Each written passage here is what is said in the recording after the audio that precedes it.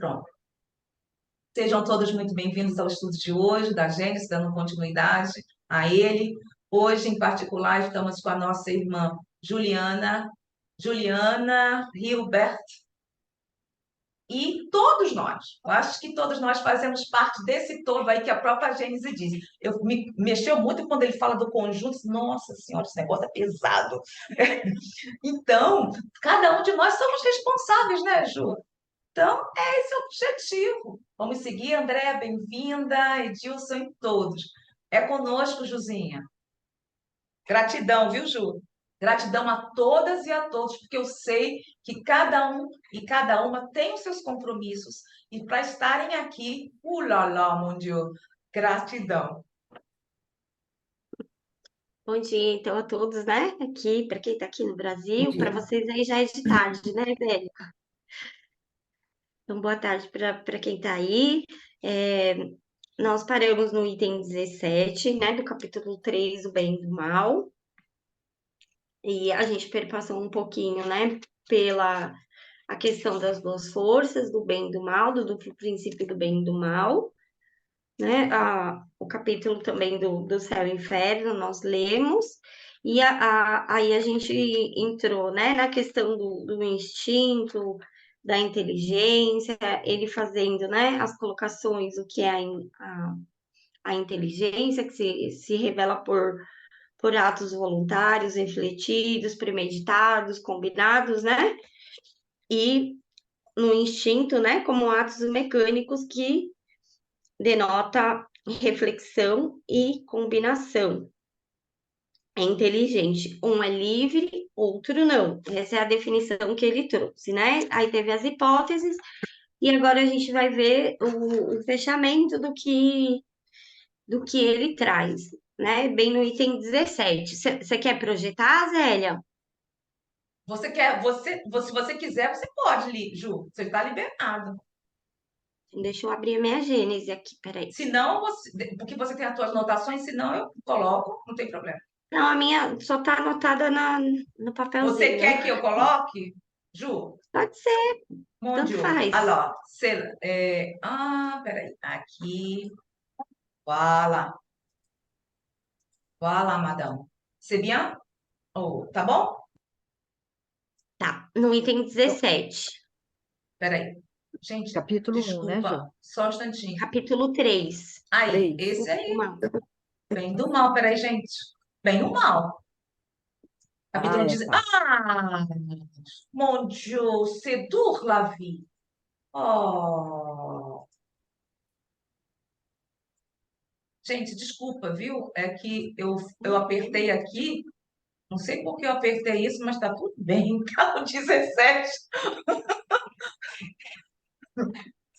Ah, aí, Ju. Tá Então, a visível, gente vai gente? Tá lendo? visível? Tá, tá. Tá visível, sim.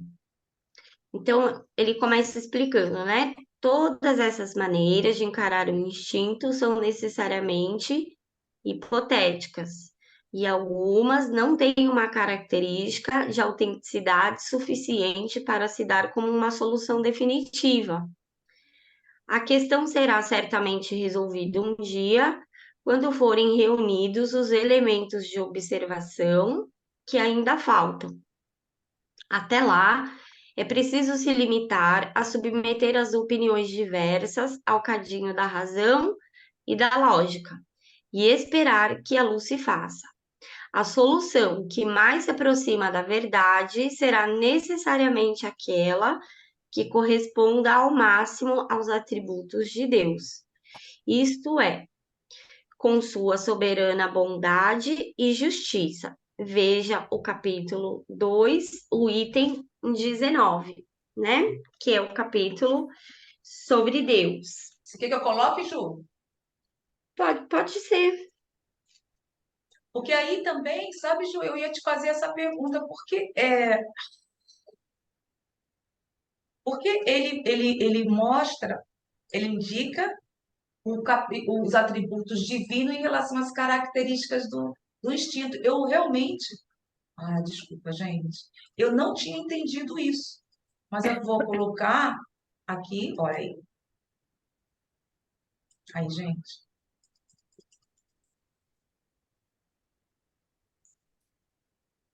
Aí, Josinha, eu não tinha entendido por quê. Por que essa parte dele estar fazendo, vá e observe os atributos divinos. O que tem a ver com as características e autenticidade do instinto em relação aos Porque, atributos de Deus? porque um instinto é algo que denota uma inteligência, Certo? mas ele é né, Kardec está classificando, ele é um ato mecânico, mas é um ato, denota inteligência. Então, ele não traz o exemplo do João de Barro, da Hum, construção, né? Se você olhar, é perfeito. Então, tudo na natureza reflete a harmonia, porque a hum, natureza é harmônica. A hum. nossa natureza, né, humana é uma natureza solidária, quando a gente está, né, caminhando no caminho do bem, usando as nossas faculdades para o bem. Então, a gente não sabe a origem do instinto, mas a gente pode compreender a solicitude de Deus para com todos os seres. Todos os seres, né, estão sobre o impulso divino, que é o amor divino. Então, para a gente poder entender isso, a Deus principalmente, como a gente não tem, né, a possibilidade de uma observação direta, nós vamos usar um método que a metafísica usa para poder compreender a Deus pelos seus atributos. Como assim, Ju? A sua providência, porque no item, no capítulo 2, né, ele está explicando sobre Deus, e depois ele vai entrar no item a providência no item 20, ó. A providência é a solicitude de Deus para com todas as criaturas. Deus está por toda parte, tudo vê e a tudo preside, mesmo as pequenas coisas, e é nisso que consiste sua ação providencial.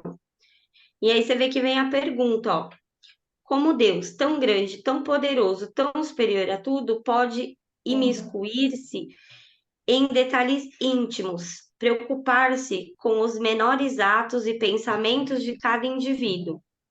Essa é a pergunta que a incredulidade faz a si mesma, de onde ela conclui que, admitindo a existência de Deus, sua ação só deva se fazer sobre as leis gerais do universo, que este funciona por toda a eternidade, em virtude dessas leis, às quais cada criatura acha-se submetida em sua esfera de atividade, sem que seja necessário o concurso incessante da providência.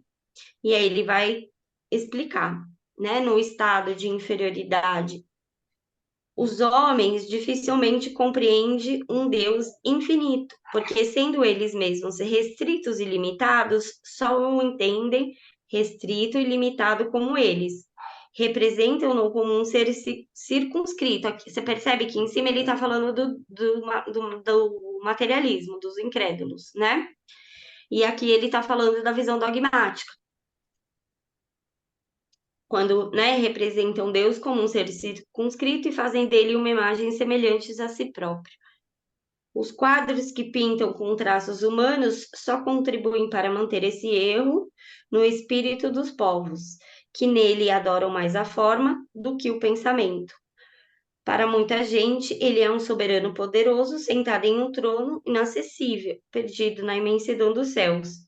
E por terem suas faculdades e percepções limitadas, não compreende que Deus possa ou se digne a intervir diretamente nas pequenas coisas.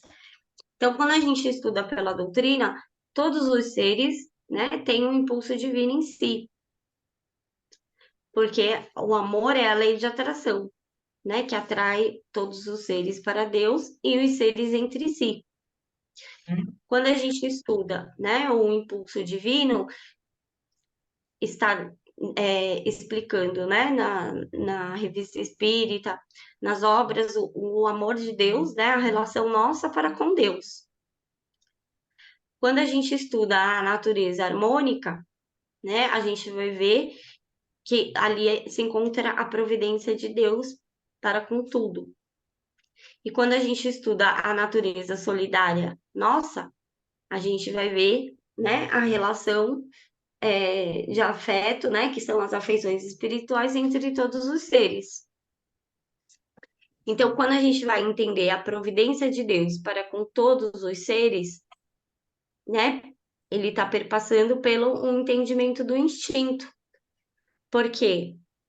O instinto, a gente não sabe a origem, como ele coloca ali a hipótese, seria um espírito protetor?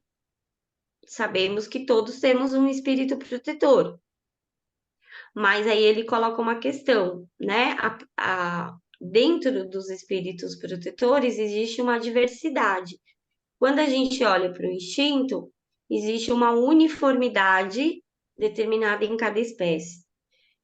E aí tem os desdobramentos, como que seria, né? Seria um espírito cuida de uma determinada espécie, ou é as unidades coletivas dos espíritos superiores, né? Que refletem o pensamento divino e provê as necessidades daquela espécie, no sentido de guiar. Aí perpassa pela questão que a gente vai inteirar das paixões, que são fisiológicas, né? Que vão excitar você a fazer ação e cessar a ação. Aí é para isso que serve, né? As emoções. Mas tudo está presente na solicitude de Deus para com todos nós. Então ele está falando, qualquer teoria, qualquer hipótese que a gente for, né, entrar no debate, infelizmente hoje a gente não tem mais, né, o acesso a todos os debates sobre as hipóteses do instinto que se tinha na psicologia na época de Kardec e no estudo, né? A gente não tem todas as hipóteses, então a gente tem as principais que ele está colocando aqui para a gente refletir sobre elas. Mas para que a gente reflita, a gente vai pensar: isso está de acordo com um atributo de Deus? Essa teoria está de acordo com os atributos? Então, qualquer citação que ele faz, né, no céu e inferno, na Gênese, de algo que não tem ali o fechamento, ele sempre vai partir da premissa dos atributos de Deus. Então, se você pensar que os mentores, né, que existem espíritos que são responsáveis por cuidar, né, da parte instintiva ou de determinada espécie, isso estaria de acordo com a justiça divina? Sim. Sabemos que, né, temos sempre um espírito que nos guarda, que nos protege, que é uma relação de afeto, de afeição. Mas a gente não pode afirmar que a origem do instinto seja essa, porque os espíritos não confirmaram a origem do instinto, né, até a, o fechamento da Gênese. A gente tem as hipóteses. Uhum. Ô, Ju, e De, a gente pode pensar também, refletindo aqui coletivamente, que esse impulso divino que sabemos existir em nós, em todos os seres, né? Desde os ínfimos lá, da criação. Esse impulso divino seria a presença de Deus também, ou talvez pelo direcionamento dessa espiritualidade superior também. Seria a representação de Deus em nós, né? Esse impulso representa Deus em nós, né? Nesse porque ser, o instinto. aonde nós estamos, né, no mundo espiritual. Onde nós estamos, Isso. Vai de acordo com o nosso nível moral e consciencial. E o que que preenche as esferas do mundo espiritual? o O fluido que, cósmico. a O ciência do mundo cósmico, espiritual. Sim, o fluido cósmico universal, não é isso? isso. Sim, Porque a gente, com o entendimento que a doutrina espírita traz, ele vai separar as esferas superiores, que é onde estão os espíritos que não têm mais a necessidade de reencarnar, e as esferas densas, né? As esferas inferiores, que são todos os espíritos que ainda estão no seu processo de reencarnar, né? De desenvolver a sua individualidade através da personalidade encarnada. A individualidade é o espírito, a personalidade é o que a gente vivencia. Então, por exemplo, eu, né, sou um espírito, mas eu vivencio aqui a personalidade da Juliana. Em outra vida, eu posso ter sido a Maria, a Cláudia, a Joana, né? Posso ter tido outras personalidades que fazem parte do meu processo de desenvolvimento da individualidade. O animalzinho, ele não tem o seu, ele não vai desenvolver a sua individualidade pela personalidade que ele encarna. É um processo necessário para o desenvolvimento do espírito, até que ele domine a matéria. Quando a gente chega, né, no planeta feliz, é a última etapa. Aí a gente se torna espírito livre, aquele que não tem mais a necessidade de reencarnar. Mas todos nós não estamos, né, enquanto espíritos, no fluido cósmico universal. E o fluido cósmico universal representa o pensamento de Deus, um impulso divino para todos os seres. Não entendi Lembra não, que Ju. vocês estudaram Entendi o não. capítulo 2? Vocês não estudaram o capítulo 2, o item 26 ou 23, onde ele fala da ação de Deus, trazendo o entendimento como se fosse pelo fluido perispiritual? Vamos supor que tudo estivesse imerso no fluido. Vocês não estudaram essa parte? Então, é dessa explicação que Kardec está dando, né? Que representasse o pensamento de Deus, mas ele não fecha a questão. Vamos supor que Deus haja diretamente nos seres ou que Deus haja pelo fluido cósmico universal. No item, acho que é o 23, se eu não me engano. Capítulo 2, né, Ju? Isso, que tem toda a explicação que Kardec vai dar. Começa no 22, desculpa, né? Onde ele vai falar: suponhamos um fluido bastante sutil para penetrar em todos os corpos. E aí ele vai trazer toda a explicação, né? As propriedades do fluido Tá na tela, perispiritual. viu, gente? 22, Ju, tá na tela. Isso, do capítulo 2. Não tá, não. Não projetou.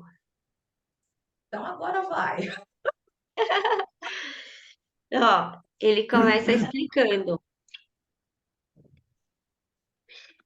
No item 22, no segundo parágrafo, né? Suponhamos um fluido bastante sutil para penetrar todos os corpos. Aí ele fala: esse fluido, não sendo inteligente, age mecanicamente somente pelas forças materiais. Mas se supusermos dotado de inteligência, de faculdades perceptivas e instintivas, já não agirá às cegas, mas com discernimento, com vontade e liberdade. Ele verá, entenderá e sentirá. As propriedades do fluido perispiritual podem nos dar uma ideia sobre isso. Ele não é inteligente por si próprio, porque é matéria, mas serve de veículo do pensamento, das sensações e das percepções do espírito. E aí ele vai trazer toda a explicação, que aí ele vai aprofundar isso lá no capítulo 14, né? No capítulo dos fluidos. Mas o que ele está falando? O fluido perispiritual é o veículo de pensamento do espírito. O pensamento é um atributo do espírito. Você pensou, você irradiou o seu pensamento, você fez, né, vibrar. Então, é isso que ele está trazendo, um exemplo, né, uma hipótese, para que a gente possa entender a ação divina. Se ele age através do fluido, né, pelo pensamento, ele age no fluido, ou se ele age diretamente nos seres. Ele não está fechando, ele está trazendo essa, né, reflexão. Ele fala: veja bem, é uma hipótese extremamente material, mas é uma hipótese que faz que a gente possa compreender a ação de Deus. Ô, Ju, como ele quer dizer quando ele fala o fluido perispiritual? Por que o fluido perispiritual? Está se irradiando e fazendo. Por que ele se refere só ao fluido perispiritual, Porque, perispiritual e não o perispírito em si? então, porque o fluido perispiritual é o veículo do pensamento. É uma modificação do fluido cósmico universal. Porque você, pelo seu pensamento, atua no fluido cósmico universal. E aí ele denominou com o nome de fluido perispiritual. E Porque também, né, só vai. Juliana, Oi, Terezinha. foi, é que quando ele fala o fluido perispiritual, porque o perispírito ele irradia, né? Ele irradia, ele não fica preso dentro do corpo, ele irradia. Então, nessa irradiação, ele transmite o seu pensamento. O espírito transmite o seu pensamento nessa irradiação do perispírito, não é? Isso. Porque, ó, vocês vão aprofundar nisso, entender melhor, né? Lá no capítulo 14. Como ele fala, como já foi demonstrado, o fluido cósmico universal é a matéria elementar primitiva, da qual as modificações e transformações constituem inumerável variedade de corpos da natureza. Como princípio elementar do universo, ela apresenta dois estados, o de eterização e de impondabilidade, que se pode considerar como estado primitivo, e o de materialização ou ponderabilidade, que vem a ser de alguma forma sua consequência. O ponto intermediário é o de transformação do fluido em matéria tangível, mas ainda aí não existe transformação brusca. Pode-se considerar nossos fluidos imponderáveis como um ponto intermediário entre os dois estados. E aí ele vai explicar, né? Então, como a gente vai entender isso? No capítulo 6 do capítulo da uranografia, onde o espírito do Galileu ele vai distinguir, né, o fluido cósmico universal da matéria cósmica primitiva, que é o que dá origem a tudo que é material aqui. Mas a matéria cósmica primitiva é uma transformação do fluido cósmico universal. Entendeu? Não. O pensamento você vai irradiar de acordo com a sua capacidade moral, né? Você expande pela sua capacidade moral.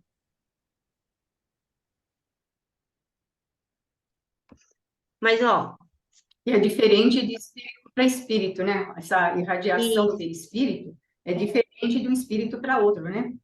Que depende da evolução do espírito. isso. E o que a gente pode pensar, né? Entender. Cada vez que a gente vai lendo os itens, os capítulos, a gente vai fazendo as associações, né? Porque para entender os fluidos, a gente vai aprofundar só no capítulo dos fluidos, né? Mas depois a gente vai retomar e vai clareando toda essa explicação que ele deu no capítulo 2, né? Mas o fluido perispiritual, Zélia, pensa assim, ele é o veículo do pensamento do Pensamento. espírito, Certo. Ah, entendeu? entendi. Porque o espírito, ele não atua pelo pensamento, você Sim. pensou, você criou. Tem um estudo na revista Espírita das criações fluídicas do pensamento. Lá a gente consegue que está lá no capítulo dos fluidos. Tem algumas citações da revista Espírita que Kardec põe, acho que, salvo engano, é da senhora Cantianilli, né? Que a gente vai ver o quanto a gente cria a forma pelo pensamento. Você, pelo pensamento, você dá forma, né? Você manipula a matéria cósmica primitiva pelo pensamento. Certo. Daí E tudo aí bem. está associado às nossas criações fluídicas. Mas é um estudo que, né, é lá no capítulo 14 que ele traz bastante citação da Os revista. fluidos. Diga ali, Os fluidos. 14. os Certo. fluidos. Diga, Nilce. Eu tenho uma anotação que eu fiz da último encontro, acho que penúltimo encontro com o Paulo, em que eu anotei, falando no perispírito, a gente pensa, como Kardec diz que o perispírito é o envoltório do espírito, na nossa compreensão, pelo menos na minha, a gente pensa que parece que é alguma coisa sólida que envolve o espírito, né? E eu anotei porque, conforme, né, o avanço da ciência, ele nos trouxe, né, que o espírito é um campo de força que irradia a vontade e o seu sentimento e o direciona. Então, quando tu começa a compreender que o perispírito é um campo de força irradiando, esse campo de força que irradia está, né, no fluido cósmico universal. Não, então, o que tu falou, né, Ju? Se o pensamento divino está no fluido cósmico ou não, isso para nós não tem importância. O que tem importância é que nós estamos em contato com esse pensamento, Sim. através desse campo de força. Por isso, né, quando tu fala dos atributos de Deus, e se nós estivermos em sintonia, procurando estar em sintonia com as leis de Deus, nós estamos irradiando de acordo na sintonia dos seus atributos, né? Então as coisas se tornam leves e mais fáceis de compreensão. Eu guardei essa frase porque para mim às vezes era complicado entender o campo de força, mas não é nada concreto, é um campo, como ele diz, né? É uma chama, é uma vela que irradia para o infinito, não importa o tamanho que nós sejamos. É É um o que campo de... é o exemplo da vela é o que eu mais marco, Eu né? também. É que eu não Marca tenho e uma acho velinha aqui, é senão eu sensacional. acendi, né? Aham, Porque ali a gente não frente. vê o foco, né? Que é bem ali próximo do pavio, e aquela chama vai irradiando. A gente não vê, mas ela continua irradiando no campo, né? Existe o foco central e ela vai irradiando. E aí, conforme a gente vai estudando a Gênesis, nos capítulos vai ficando mais claro, né? Porque no próprio capítulo na uranografia, ele fala: Deus não tem um foco. Será que Deus tem um foco, né? Ele vai fazendo os questionamentos. Mas quando a gente pensa o alcance da irradiação de Deus, né, do pensamento divino, que é pelo impulso divino, ele abarca toda a eternidade. E para nós é complexo entender essas questões porque a gente está preso na matéria. Então, quando ele fala assim, vamos imaginar é, que a Terra começou a contar o tempo para ela. O que existia antes da Terra? A eternidade. A Terra tem o seu início, seu meio, né, seu processo de desenvolvimento e seu fim. A Terra vai ter um fim um dia. E o que que tem depois disso? A eternidade, né? E aí ele ainda ele traz assim um exemplo bem legal, deixa eu ver se eu acho aqui, da idade da alma, né? E isso faz a gente compreender melhor, né? Deixa eu ver se eu acho, é no item 2 ou no 3, no 2. Ele fala assim, ó. Assim, por exemplo, é o último capítulo, é o último parágrafo do item 3, 2. Assim, por exemplo, estando os séculos fora da vida etérea da alma, poderemos escrever um número tão longo quanto o equador terrestre e nos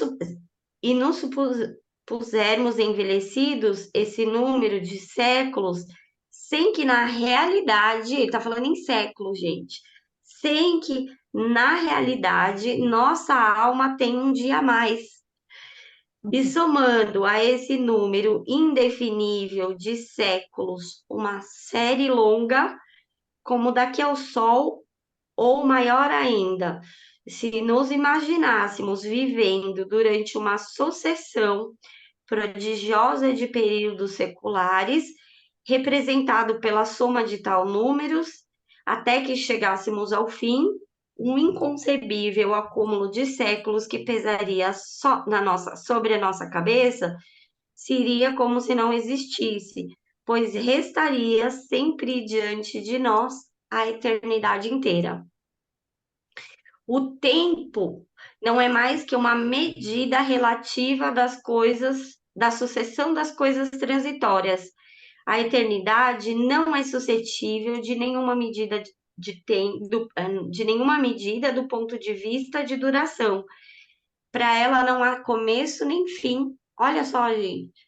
E está falando da idade da alma. Se você viveu séculos e séculos e séculos e séculos, perante a eternidade, isso não significa nada. Porque o que você tem para frente? A eternidade. Né? O Quando que existe? chegar, né, Ju, Diga. quando a gente chegar nesse capítulo do 6, acho que as coisas vão ser mais compreensíveis. Uhum. Porque eu lembro que quarta-feira a gente teve esse estudo, né, Zélia? E houve Isso. uma certa confusão da parte do Beto quando ele falou de eternidade, de tempo. Eu vi que ele estava precisando dar uma estudadinha nesse capítulo 6, lembra? Quando ele falava e sublinhava, ele dizia: a eternidade é uma maneira poética de se falar. Eu fiquei quietinha, mas que ele estava precisando dar uma estudadinha no capítulo 6, porque, na realidade, quando estamos no mundo espiritual, nós estamos num lugar que não tem nem espaço, nem tempo, né? É Ó, exatamente o que a Juliana está falando. Eu acho que quando esse ele pode falar. trabalha o espaço e o tempo, vai clarear melhor, né, essa questão de tempo. Porque assim, ó, existe o mundo espiritual e existe o mundo corpóreo, certo? No mundo corpóreo, a gente vai entender a criação cíclica. Tudo tem começo, meio e fim. O mundo espiritual é eterno, permanente, entendeu? Então, a eternidade não existe medida de tempo. O tempo existe no mundo corpóreo, que é a medida da sucessão das coisas transitórias. Então, quando ele dá o exemplo da Terra, né? Eu acho que fica mais fácil da gente compreender, porque é quando o tempo começa a contar para a Terra. O tempo começa a contar para a Terra quando ela começa a girar em torno de si mesmo e em torno do Sol. Mas esse tempo é verdadeiro perante a eternidade? É ele que determina as coisas da eternidade? Não é. Aqui é tudo transitório. Então, tudo tem começo, meio e fim. É igual o corpo, tem começo, meio e fim. Tudo aqui é cíclico, né? É necessário que tenha começo, meio e fim. Então, ele vai explicar a diferença, né, entre os sistemas de mundo, que existe uma criação incessante, né? Cria-se ali o universo, que tem começo, meio e fim, tem as nebulosas, a matéria cósmica primitiva, né? Que ele fala dos uranógrafos, é o que dá origem a toda a parte material. Quem é que, né, participa do processo de criação? Todos os espíritos, né, superiores, puros, os espíritos livres, que, né, que já não tem mais a necessidade de reencarnar. Então, ali ele vai trazer a diferença, né, entre o mundo espiritual e o mundo corpóreo. Então, depois, quem quiser olhar, no item 2 do capítulo 6 que ele fala, né, a definição do espaço como infinito, porque ele está Tá trabalhando o na espaço tela. e o tempo, isso. Aqui, ó. Mas aí ele coloca o tempo como espaço, ao mesmo tempo, é um termo que se autodefine. Dele faremos uma ideia mais justa, estabelecendo uma relação com um todo infinito. O tempo é a sucessão das coisas. Ele está ligado à eternidade da mesma maneira que as coisas estão ligadas ao infinito. Suponhamos-nos na origem do nosso mundo, época primitiva em que a Terra ainda se equilibrava sobre o impulso divino. Tá vendo o impulso divino? Numa palavra, no começo da Gênese. Nessa época, o tempo ainda não havia saído do misterioso berço da natureza e ninguém poderia dizer em que época nos encontrávamos, já que o pêndulo dos séculos não estava ainda em movimento. O que é o pêndulo dos séculos? É o movimento da Terra inicial, né? Em torno de si e em torno do Sol. Aí ele fala, mas silêncio, a primeira hora de uma terra isolada soa ao timbre do eterno, né? O espaço, o mundo espiritual. O planeta se move no espaço e então existe a tarde e a manhã. Além da Terra, a eternidade permanece impassível e imóvel, embora o tempo prossiga para o bem dos outros mundos. Por que para o bem dos outros mundos? Porque o dia que a Terra deixar de existir, a matéria que constitui a Terra vai constituir outros mundos, né? Ela se dissipa, ela volta no seu estado, né, de matéria cósmica primitiva, que vai dar origem a outros mundos. E aí ele fala, sobre a Terra, o tempo substitui a eternidade. Então, para nós, o tempo está contando. E durante uma série determinada de gerações, serão contados os anos e os séculos. Mas o que é isso perante a eternidade? Nada. Transportemo-nos agora ao último dia deste mundo, como se fosse o último dia da Terra. A hora em que, curvada sobre o peso da velhice, a Terra será apagada do livro da vida para não mais reaparecer. Então, a sucessão dos acontecimentos termina. Os movimentos terrestres que medeiam o tempo se interrompem e o tempo para de existir. O que permanece? A eternidade, impassível, imóvel, permanente, né? Parou aqui para o nosso planeta. E para o espírito? Continua, né? Aí ele vai explicar tantos mundos na vasta extensão, tantos tempos diversos, incompatíveis, fora dos mundos, somente a eternidade substitui essas efêmeras sucessões e preenche passivelmente com sua luz imóvel a imensidão dos céus, imensidão sem bordas e eternidade sem limites. Tais são as duas grandes propriedades da natureza universal, né? E aí ele vai explicar, vai dar continuidade, né? Que é um capítulo bem longo, mas, né, aqui dá para a gente pensar um pouquinho nessa questão da diferença do tempo, né? E da eternidade, do infinito e do finito, que é aqui o mundo corpóreo. Tudo aqui é finito, tem começo, meio, né? E fim. Ju, é, voltando aqui nesse item 2, bem mais no começo, segundo parágrafo, eu fiquei confusa aqui, quando ele diz isso. O tempo é a sucessão das coisas. Ele está ligado à eternidade, da mesma maneira que as coisas estão ligadas ao infinito. Então, quando eu olho para as palavras eternidade e infinito, e aqui está dizendo que, e quando eu olho para o tempo é medida das coisas, eu entendo coisas, matéria, né? E como ele é a sucessão das coisas, sucessão de tudo que é matéria, eu entendo a existência do tempo. Mas quando ele diz o tempo está ligado à eternidade e ao infinito, quando eu olho para essas duas palavras, eternidade e infinito, eu as vejo, eu as tinha entendido como liberadas do tempo ou fora do tempo. Então, Da eternidade? eu não estou entendendo, eu estou enxergando uma contradição, logicamente, que é por causa do meu entendimento. Mas Eu não entendi essa pergunta, Sô. então, Você diz você diz a eu entendo que é eternidade? tempo, entendo que é tempo ligado às coisas. Eu não entendo a ligação que ele faz aqui com as Da duas eternidade. palavras, eternidade e infinito, que eu enxergava ou enxergo como desvinculada de tempo.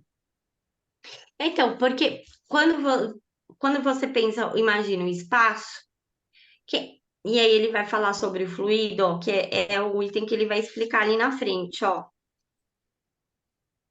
Deixa eu ver. Ó, mas lá, é no item 5, mas lá onde se detém as apreciações do homem, ajudado inclusive por seus mais impressionáveis sentidos artificiais, a obra da natureza prossegue. Lá onde as pessoas comuns tomam a aparência pela realidade. O que é você tomar a aparência pela realidade? Achar que o mundo espiritual é igual ao mundo corpóreo. Porque os nossos sentidos de observação é limitado. E aqui ele está falando dos né, uranógrafos, que vão estudar a matéria cósmica primitiva.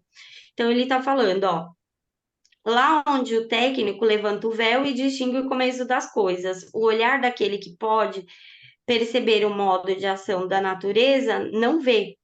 Sobre os materiais constitutivos do mundo, a matéria cósmica primitiva, simples e una, diversificada em certas regiões na época de sua aparição, repartida em corpos sólidos entre si. Então, o que que é a matéria cósmica primitiva que vai dar origem a tudo? O que que são os corpos sólidos? Né? São os planetas. Enquanto tem vida e desmembrada um dia no receptáculo da imensidão por sua decomposição. Uhum. Aí ele está falando, existem questões que nós mesmos, os espíritos amantes da ciência, não saberíamos aprofundar e sobre as quais não poderíamos emitir senão opiniões pessoais, mais ou menos hipotéticas.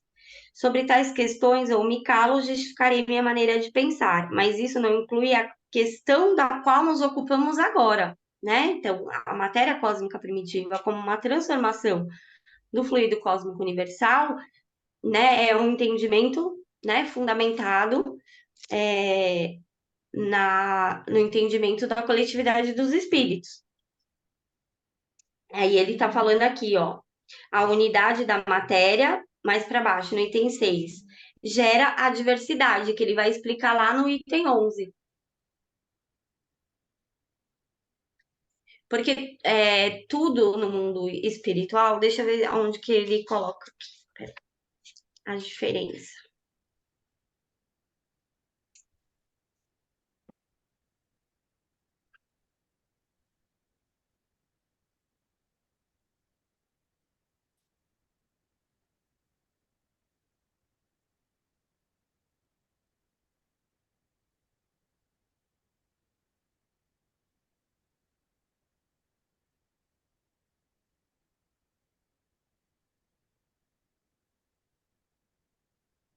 Aqui, ó, no item 13.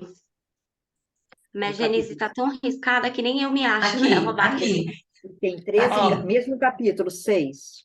Aqui já está aqui, Ju. Se tivermos compreendido bem a relação, ou antes, a oposição da eternidade com o tempo, se nos Isso. familiarizarmos com a ideia de que o tempo é apenas uma medida relativa da sucessão das coisas transitórias, enquanto a eternidade é essencialmente una, imóvel, permanente e não é suscetível a nenhuma medida da duração, compreendemos que para ela não há começo nem fim. Por isso que ele fala, né, aquela frase que você falou da eternidade, porque a eternidade não tem tempo. Quando os espíritos atuam sobre o fluido cósmico universal, né, e transforma em matéria cósmica primitiva, e isso vai gerar tudo que é material. Então, o tempo está em oposição com a eternidade, e tudo que é corpóreo é cíclico. Sim. Vamos dizer assim, é aquilo que a gente sempre comenta, Ju, é difícil compreender, mas é lógico compreender. É verdade, viu, Ju? Então, O por negócio enquanto, eu tá vou me brabo aqui. incomodar com isso. Tá, Mas é Zé? que é um capítulo, gente, que a gente tem É, que ir lendo com bastante estudar muitas calma, vezes. né? Para É, ir desenvolvendo, porque a Gênesis ele vai fazendo pontes, né? Entre os capítulos, e no próprio capítulo ele vai fazendo as explicações, né? Então vai tendo os desdobramentos dali das questões que ele abarca. Por exemplo, a gente não viu lá no item 2, né? Ele explicando sobre a Terra. Quer que eu Aí ele volte tá lá, falando Ju? aqui, ó. Quer que eu volte lá, Ju? No item 2? Não, é só um trechinho. Ele fala assim, ó, a Terra é uma unidade relativa. No item 13, 12, desculpa. Ele fala assim, ó, após ter considerado o universo sobre os pontos de vista gerais de sua composição, de suas leis e de suas propriedades, podemos levar nossos estudos para o modo de formação que deu origem aos mundos e aos seres. Voltaremos em seguida à criação da Terra em particular e a seu estado atual na universalidade das coisas. E então, tomando este globo, né, como ponto de partida e como uma unidade relativa, procederemos a nossos estudos planetários e siderais. Então, percebe? Ele vai para a Terra, ele expande para os outros planetas, para o entendimento dos cometas, né, da Via Láctea. E aí ele vai trazendo para a Terra de novo. A Terra é sempre uma unidade relativa, né? E aonde que está o link desse capítulo? Lá no capítulo da presciência, onde ele vai explicar a possibilidade de previsão, né, dos espíritos, da presciência. Para que você entenda a presciência, você vai precisar entender esse capítulo, porque ele está falando sobre o ponto de vista em que abarca a extensão do espírito, né? E que um espírito que não é da Terra, ele não está familiarizado com a medida relativa da sucessão das coisas transitórias aqui, do tempo nosso aqui na Terra, que é diferente de Júpiter e do, né, quando a gente estuda os artigos uranográficos da revista, a gente vai ver que o tempo, né, nos outros planetas são diferentes daqui da Terra. Onde é o capítulo da presciência? Eu já estou ficando, já precisando de Eu umas acho que é 4 o 13. encarnações para poder entender esse negócio. O da presciência, agora deixa eu ver, acho que é o 13. Capítulo 13, Se não me Ju? engano. Gente, estou precisando de É, umas três encarnações para entender esse negócio. A minha cabeça é muito. É brabo, Ju, o negócio. não é o 13, não. Não é sim. Que O é 13 é esse caracteres 17, dos deixa eu ver. milagres. Peraí, deixa eu confirmar aqui. Ai, ai. Não, o 13 é caracteres dos milagres, né? Então, É. mas dentro tem um item, peraí. Predições, Não predições é sobre o esse. evangelho. Os tempos são Ah, chegados. Peraí, deixa eu ver na minha outra Gênese. Ó, Ai, ai. não, é um capítulo em verde, peraí. É o capítulo 16, Teoria da Presciência. Capítulo 16. As predições conforme o Espiritismo. Isso. Aí Mas qual vamos voltar item? para o instinto, gente. Vamos voltar para o Hã? instinto É, para a porque eu tô gente. ficando, meu instinto, minha irmã, já tá naquela. Não sabe se vai pra inteligência, eu Vamos tô ficando voltar para o instinto. instinto. Que a gente já foi para a providência divina, depois Jesus. voltou, foi Ai, para meu entender Deus. um pouquinho Eu do acho que tempo. vou ficar vou no instinto mesmo, hoje, porque a minha inteligência, minha irmã, tá brava. Não, mas vamos seguir aqui, ó, para a gente Peraí, poder peraí, prestar peraí, Ju. esse Você entendimento. quer aí o item, vamos continuar no A 20º, não gente é está isso? no Porque 17, né? isso, agora vamos pro 18. Peraí, gente, tá tudo visível aí, não tá? Tá. Tá visível? Peraí, então tá, Ju, porque meu instinto não tá querendo ir pra inteligência, não, com esse negócio. Pronto, Ju. Peraí, Isso. Ju, peraí. Edilson? Ah, sim, Edilson. Peraí, Edilson. O Edilson deu a sugestão do Livro dos Espíritos na questão 89A. Você quer falar, o Edilson? Quer Eu perguntar prefiro alguma que a coisa? gente volte para o instinto, Zélia, e quando a gente for Isso. estudar o capítulo 6, aí a gente aprofunda Pronto. melhor, Tá no entendeu? 18, Ju. Tá aqui. É Tá, esse. vamos seguir no instinto para a gente É, minha. poder. Ju, porque a minha Deixa para lá o inteligência. capítulo da uranografia, quando vocês estiverem nele, a gente, né, estuda com calma, pega os artigos na revista Espírita, vai aprofundando, Vou levar, tá? quando entrar na urologografia, eu vou testar um pacote completo de té de camomila, né, Ju?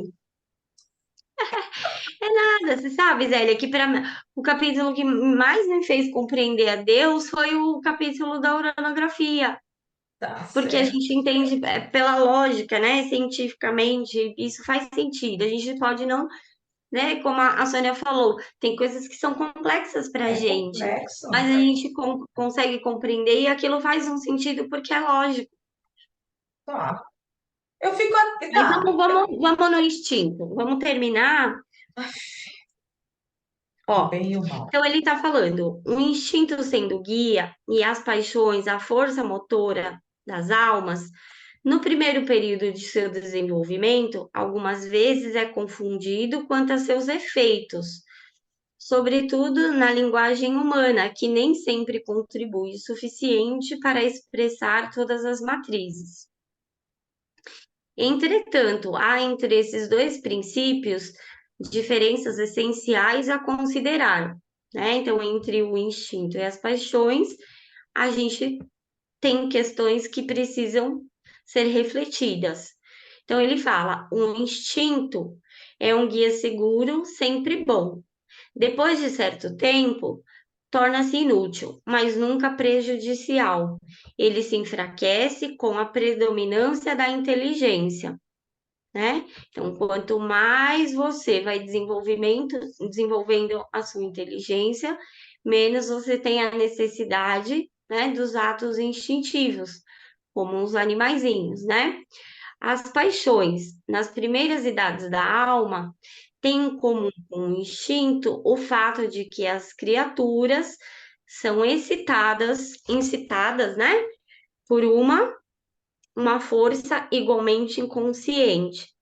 Elas nascem mais particularmente das necessidades do corpo e dependem do organismo mais que o instinto.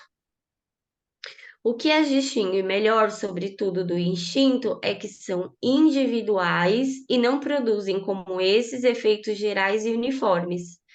Então, quando a gente vê as paixões, né, vamos pensar no medo, na raiva, na tristeza, elas são individuais, né? Cada indivíduo tem ali a questão das suas emoções, assim como os animaizinhos também.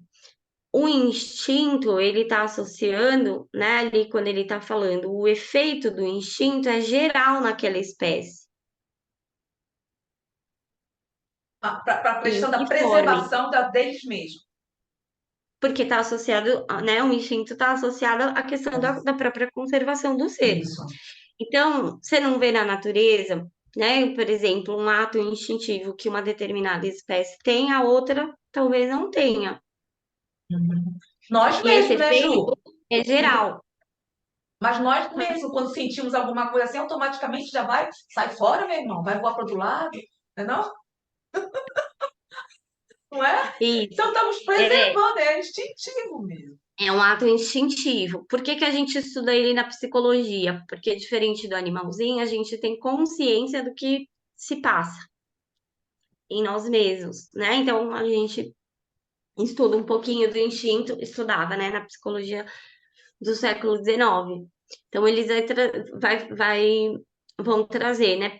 Você não falou agora, eu percebo quando eu tenho um ato Isso. instintivo. Eu não sei como esse ato se reproduziu, a origem dele, né? Mas eu tenho consciência que eu fiz um ato instintivo, assim como o ato reflexo, que é quando, né, você bate e você tem um movimento, que é diferente do ato voluntário. Então, quando o Paul Janet vai estudar os fenômenos afetivos, ele vai separar, né, o movimento voluntário, que é escolhido pela alma, o movimento reflexo, que é aquele que você bate ali no nervo e você tem o reflexo disso, e o movimento instintivo, né? Tá. Aí ele está explicando a questão do efeito dos instintos, né? São gerais e uniformes. E ele fala, ao contrário, vemos que variam de intensidade de natureza, conforme os indivíduos, as paixões.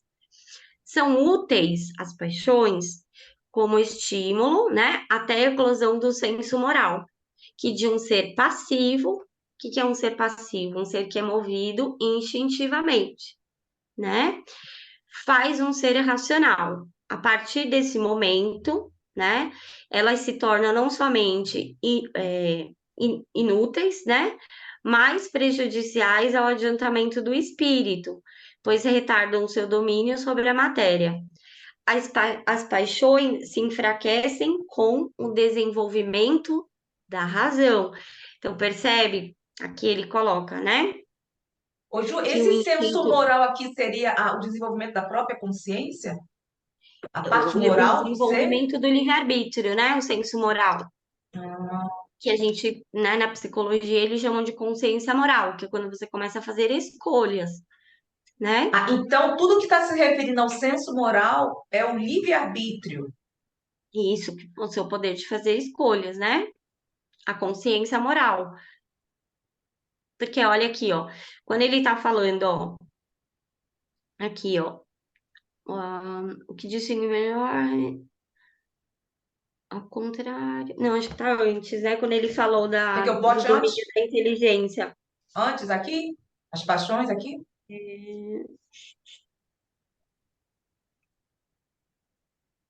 Ali, ó, o instinto é um guia seguro, sempre bom. Depois de certo tempo, torna-se inútil, mas nunca prejudicial. As paixões, né, se a gente não dominar, se tornam prejudiciais pelo seu excesso. Ele se enfraquece com a predominância da inteligência, tá? E aí, quando, naquele item que a gente estava, ele está Aqui. falando aqui, as paixões, então, o instinto se enfraquece com a predominância da inteligência. Você vai tendo atos reflexivos e não instintivos, cada vez mais, você vai desenvolvendo a inteligência. E as paixões vão se enfraquecendo com o desenvolvimento da razão.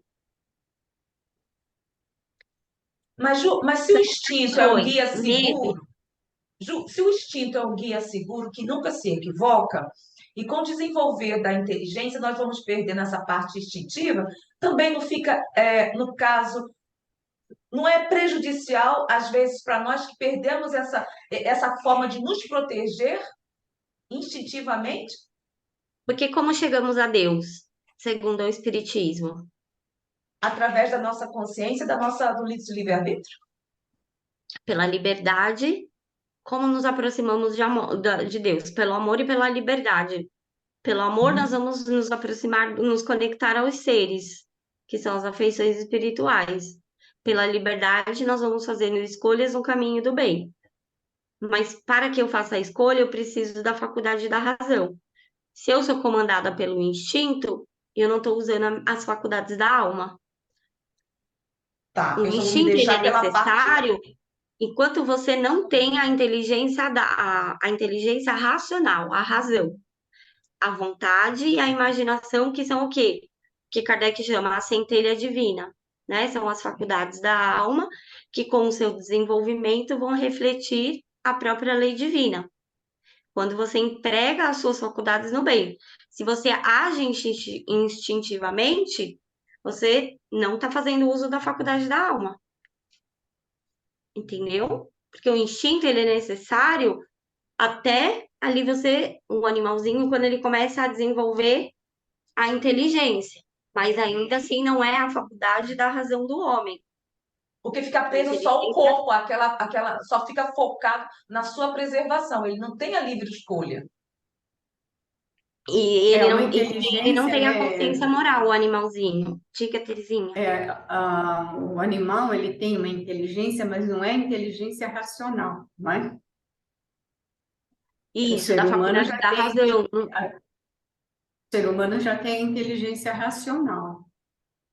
Então, por exemplo, assim, ó, se você pensar assim, ó, o animal, ele ouviu um barulhinho, ele entrou o quê? Em estado de alerta, né? Pela sua conservação. E aí ele vai ficar observando o que vai conduzir ele. Se ele precisar atacar, ele vai usar a emoção da raiva. Atacou, se defendeu, aquela emoção cessa. A gente, enquanto ser humano, se a gente está em perigo, a gente tem a emoção da raiva, do medo, que são necessárias para a nossa conservação. Eu entro em estado de atenção, certo? Só que pela inteligência racional, eu vou poder falar, não, foi só um barulho, foi um gatinho que andou aqui no meu telhado, né? E eu vou descondicionar essa emoção do meu corpo pela própria razão, porque eu estou usando a faculdade da razão, né, para poder entender o que está acontecendo. O animalzinho, Certo. ele vai ser conduzido, e aí a emoção vem e cessa. Nós, enquanto seres humanos, por que que a gente, né, Kardec vai falar um pouquinho mais para frente, a gente precisa usar a vontade para dominar as paixões, né? Então, por exemplo, eu ouvi um barulho. eu fico em estado de alerta. Eu estou lidando com a emoção do medo. Pelo pensamento, eu posso alimentar isso. Eu estou em perigo, alguma coisa ruim vai acontecer. Eu crio a imagem na minha cabeça, essa imagem vai, né, mandar um comando para o meu cérebro. Estou em perigo. O que que o cérebro vai fazer? Quimicamente vai atuar no meu organismo para que eu tenha uma ação. Mas, em verdade, eu não estou em perigo real. Eu estou num medo imaginário.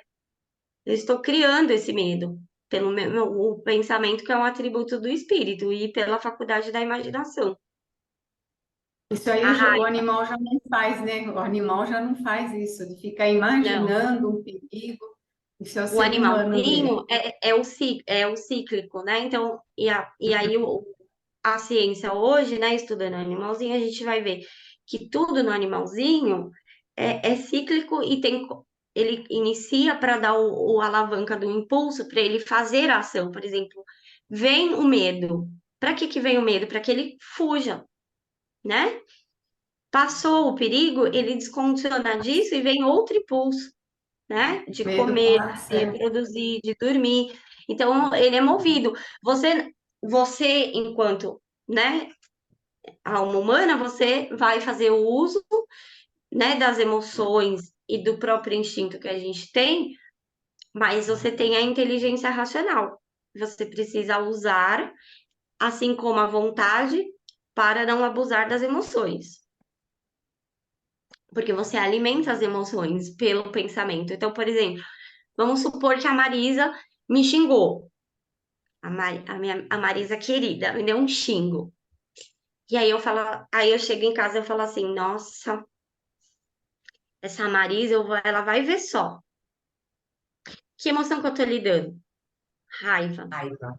Aí se eu começo a pensar, quando eu encontrar com ela a próxima vez, e eu começo a criar a imagem na minha mente, ela vai ver, eu vou fazer assim, assim, assim, assim, assim, o que que eu tô fazendo? Gerando o sentimento de vingança. Se eu insisto nisso, isso vai se transformar em um ódio, Tá? Ódio entendeu? nocivo. Agora, como eu vou dominar isso? Pela inteligência racional e usar a minha vontade para direcionar o sentimento. A razão, ela vai ressignificar a situação, né? Não, Então, será que Juliana, a gente poderia dizer também, não sei se vocês concordam, quando a gente fica fazendo essa mentalização, quando encontrar com ela, eu vou falar isso, eu vou fazer isso, isso não é inteligência racional usada de uma forma negativa? sim, né? Porque É você tem inteligência a faculdade da racional também, razão. só que... É. Só que você, né, não está fazendo o uso da vontade. O que que é a vontade? Tá associado ao sentimento, à vontade, né? Mas o sentimento no sentido do amor, porque é o amor que me conecta com os outros seres, né? A vontade, ela vai direcionar o Mas eu tô pensamento tendo a vontade. pela Como é? intenção. Peraí, mas não é a minha vontade que está me conduzindo a isso? Não é? Não, é o seu pensamento, porque você está pensando, criando a situação na sua mente. Tá. A vontade, ela é soberana, ela tem sempre que dominar a paixão. Então, ali, por exemplo, presta atenção no começo da situação. Uma pessoa me ofendeu. Sim. Eu posso sentir a raiva, porque eu ainda não consigo impedir que a raiva venha, Uhum. certo? Porque um espírito mais superior, ele não tem. Ele já superou isso, ele já dominou a matéria, já dominou as questões, né, do corpo. Mas vamos supor que a raiva ainda vem em mim. Como que eu vou conter isso? Ou alimentar isso? Pelo pensamento. Porque quando eu uso a minha vontade, né? Ou ela domina as minhas paixões. Agora, se eu me deixo arrastar pelas emoções, eu não estou fazendo uso do meu atributo enquanto alma. Entendeu? E para os espiritualistas, a vontade tem que ser soberana. Ela tem que estar acima das questões fisiológicas do corpo. E Porque aí quando eu já estou com uma vontade fraca. Já e quando a lemos o gente item 19? usa... Nós já Eita. lemos o item 19, Zélia, ou Ju? Oi? Já Temos. lemos Não, o 19? a gente vai Não, entrar vamos agora. agora. Porque ele vai Diga, falar Terezinha. exatamente isso aí, ó. Ele vai falar, E, vamos entrar agora. A Terezinha queria falar alguma coisa, né, Terezinha? O espírito não usa a vontade também para fazer o mal? Isso. dentro do entendimento dos espiritualistas, a vontade é uma faculdade superior da alma. Sempre, todas as faculdades que a gente estuda na psicologia são direcionadas, são a base para o estudo metafísico, que reflete os atributos de Deus. Todas as faculdades refletem o bem. Agora, você, Mas pelo livre-arbítrio, pode se deixar arrastar pelas questões do corpo, Mas né? aí, no caso, o mesmo exemplo que você estava usando, uma pessoa que te ofendeu, você fica pensando, pensando, pensando, e uma hora você decide ir lá e brigar com ela ou agredi-la. Você não está usando a sua vontade para fazer Isso. isso? Não, porque a vontade tem que dominar a raiva, Oxi, junto pronto. com o pensamento. Mas Porque a e o que vontade que não é, atua sozinha. e quem que é esse impulso, então, que leva o espírito a ir lá e brigar, xingar e agredir? O Então, que é esse, se não é a você vontade? sente a raiva, só que você alimenta não é pela vontade, é pelo pensamento. Porque você está pensando, você pensou, você criou, entendeu? Você está usando a faculdade, né, do pensamento e está alimentando isso pelo pensamento. Mas eu que escolhi, João. Então, você escolheu, mas quem que tá te dominando? A raiva. Onde começa tudo? Na raiva. Você deixou a raiva dominar. Porque na hora que você sentiu a raiva, você não usou a razão. Você falseou a sua razão, buscando justificativas para justificar o seu ato. Mas aí Vingança. mas, Ju, aí tu tá te permitindo te dominar pela paixão, como diz Kardec. Exatamente. Seria uma Exatamente. paixão, não uma vontade, E né? exatamente. Que tu usa usando a razão. Tu te permite usar sendo dominada pela paixão, como diz aqui no 19, no primeiro Então vamos parágrafo. lá. Vamos lá. Que vale a pena. Vamos ler esse. Ju, Só um instantinho, a Soninha quer falar. um momentinho. Voltando ao que a dúvida da Terezinha, que ela perguntou, então o que é isso se não é a vontade? Eu refleti aqui comigo. Então, a vontade, como você bem disse, a gente já estudou, é uma faculdade superior da alma, né? Ok. Então, o livre-arbítrio nosso pode ser falho enquanto eu não aprendo a aliar vontade à razão, né? Iluminar a minha vontade pela razão. Então, Isso. eu vou agir por um livre-arbítrio falho, não é isso? Corresponde à dúvida da Isso. Terezinha? Isso. Porque, ó, Né, Terezinha? quando ele vai falar assim, ó, o Janê, quando ele fecha as faculdades da alma, né? Precisa do quê? Uma vontade livre, guiada pelo coração, ou seja, pelos bons sentimentos, e esclarecida pela razão, Sim. entendeu? A razão precisa estar esclarecida. O que é a razão a esclarecida? É você ter o entendimento da lei, porque a faculdade da razão é a busca do entendimento, o entendimento verdadeiro. Todas as nossas faculdades nos ligam à nossa natureza espiritual, para a visão dos espiritualistas, né? Então você vai entregar a sua. Agora eu posso, né, pelo pensamento, me deixar arrastar, me deixar dominar pelas paixões e alimentar isso. E aí o que que eu faço? Só que quando eu faço um ato fora da lei divina, o que que acontece? Eu tenho um sentimento íntimo automático, que é o remorso, certo? Só que eu posso ouvir a minha consciência e tentar modificar a minha ação já logo ali quando, né, a emoção está latente, ou eu posso criar uma falsa ideia que justifique, tente apagar ali a minha consciência, que justifique o meu comportamento errado. Entendeu? Ah, mas também eu fui grossa com a Marisa, eu briguei com ela porque ela fez tal coisa para mim. Uhum. E um espírito superior que já passou por essa fase, ele vai falar o quê? Independente do ato do outro, ele não vai tirar o meu equilíbrio interno, porque eu dou o bem, porque o bem está em mim. Não é o comportamento do outro que determina a minha ação. Sou eu que me determino, que é a liberdade adquirida do Charles Levesque, que é o que o Kardec vai explicar aqui no item 19, ó. Que é a sua dúvida, ó, Zélia. Tá. Tá vendo? O Tá homem, aparecendo, gente? Tá aparecendo na tá, tela? isso. O homem que agisse constantemente só por instinto poderia ser muito bom, mas manteria a inteligência adormecida. Seria como a criança que se deixa que se deixar o andador não sabe usar as pernas. Quem não domina as paixões pode ser muito inteligente, mas ao mesmo tempo muito mal.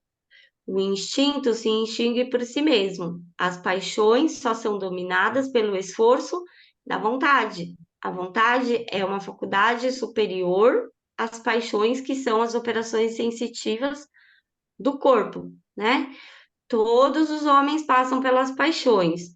Os que as superam e não são por natureza orgulhosos, ambiciosos, egoístas, rancorosos, vingativos, cruéis, coléricos, sensuais e fazem o bem sem esforço, sem premeditação e, por assim dizer, involuntariamente, é porque progrediram na sequência de suas existências anteriores, tendo se livrado desse incômodo peso.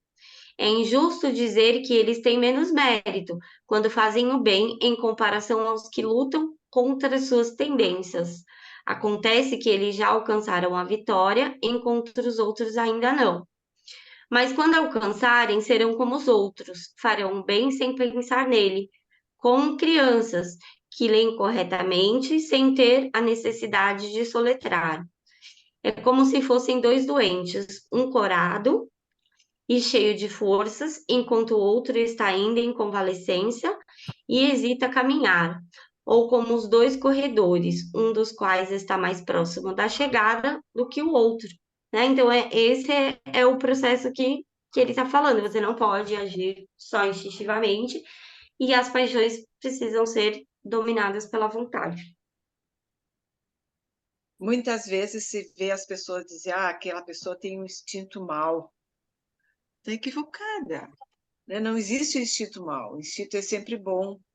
Ele está se referindo às paixões e confundindo instinto com paixão, não é verdade? Isso. E aí, por isso que aquele capítulo da uranografia é tão importante. Porque quando a gente observa as coisas cíclicas aqui do mundo, entende como se essa fosse a verdadeira lei da natureza, a gente cria uma falsa moral. Entendeu? E aí as falsas ideias. A lei é do mais forte, o ser humano é egoísta por natureza, o animal tem uma agressividade inata, e quando a gente vê, né, estuda verdadeiramente hoje como a ciência tem trazido, né, o entendimento da vida animal, você vê ali o animalzinho, ele vai lidar com as emoções de acordo com a necessidade das circunstâncias. Se ele precisa se defender, ele vai ter a emoçãozinha da raiva, mas aquilo cessa, entendeu? Ele vai lá, usa a emoção da raiva, caça, e aí ele vem, e que emoção que ele vai lhe dar? Alegria, porque ele traz ali aquela caça e vai dividir com os filhotes. A leoa, não é assim? Ela vai lá, usa a sua, né, a potencialidade da raiva, caça e traz ali o alimento. Por que que isso é necessário na natureza? Para que não se perca, né, o alimento. Não, aquilo não tenha desperdício. Que é o que a gente vai estudar, né, no item a seguir, da destruição dos seres vivos uns pelos outros. Mas que a gente não vai entrar hoje, mas, né, a gente vai poder entender esse processo. Então, tudo na natureza tem uma função, tem um objetivo. Aí, quando o homem desenvolve a inteligência, o que que ele vai entender? Que a proteína que a gente busca na carne, a gente pode encontrar nos vegetais, e aí a gente pode iniciar o nosso processo de transformação na nossa própria alimentação.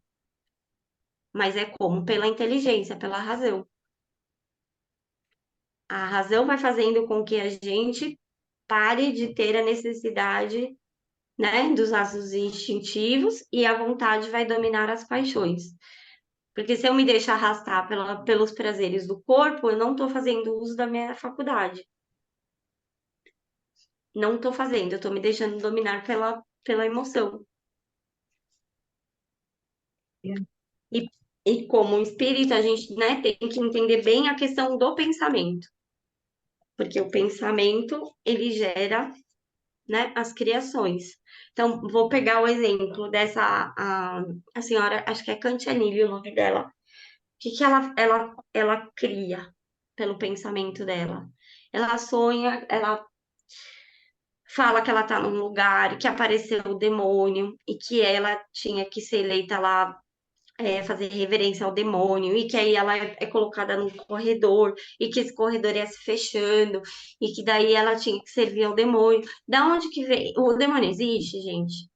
Não. Não.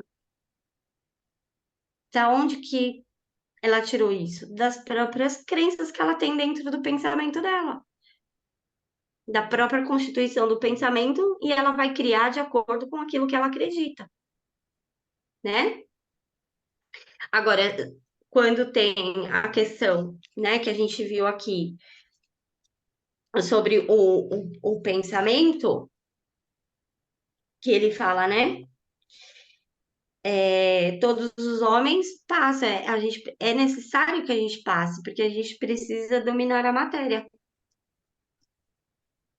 A gente precisa fazer uso das faculdades, que é o fechamento que ele vai dar nesse capítulo, né? Ó, nesse primeiro período que a alma se elabora e se ensaia para a vida. Assim que ela atinge o grau de maturidade necessário para a sua transformação, recebe de Deus novas faculdades, o livre-arbítrio e o senso moral, a centelha divina, em uma palavra que dá um novo curso às suas ideias, dotando-a de novas aptidões e percepções. Vocês querem Onde foi ficar mais isso, 20 Gil? minutos para terminar? No final do capítulo, no último item. Ah, tá. No final do capítulo 3. Vocês Tá. querem ficar mais Eu não 15 tenho problema, minutos e a não. gente finalizar Tem o problema, não. capítulo? Eu já estou até A querendo, já gente estou até lê, tentando superar minhas paixões. E para que a paixões? gente lê, a gente faz a leitura e aí vai explica, faz o fechamento da ideia, porque aqui já na leitura ele vai fazer a conclusão.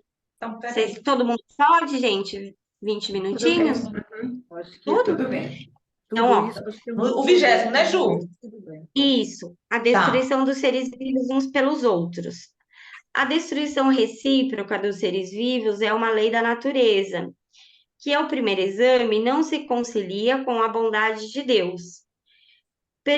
Pergunta-se por que Deus criou a necessidade de se destruírem mutuamente para se alimentarem uns aos custos dos outros. Para aquele que só veem a matéria e limitam a sua visão à vida presente, isso parece uma imperfeição na obra divina. A partir daí, os incrédulos concluem que Deus não é perfeito e que por essa razão não existe. Isto é, que julgam a perfeição de Deus pelo ponto de vista deles, medem a sabedoria divina de acordo com o próprio entendimento e supõem que Deus não poderia fazer melhor que eles. Com sua visão estreita, não avalia o conjunto, não compreende que um bem real possa vir de um mal aparente.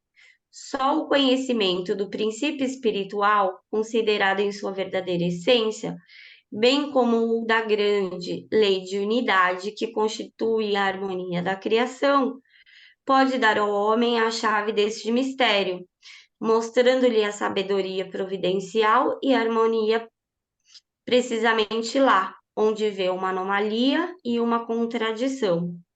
Acontece com essa verdade o equivalente a muitas outras. O homem só é apto a sondar certas profundezas quando seu espírito atingiu o nível suficiente de maturidade. A verdadeira vida, tanto do animal quanto do homem, não está no envoltório corporal, nem em uma roupa. Está no princípio inteligente que preexiste e sobrevive ao corpo. Este princípio precisa do corpo para se desenvolver pelo trabalho que realiza na matéria bruta. O corpo se desgasta neste trabalho, mas o espírito não se cansa. Ao contrário, sai dele cada vez mais fortalecido, lúcido e capaz.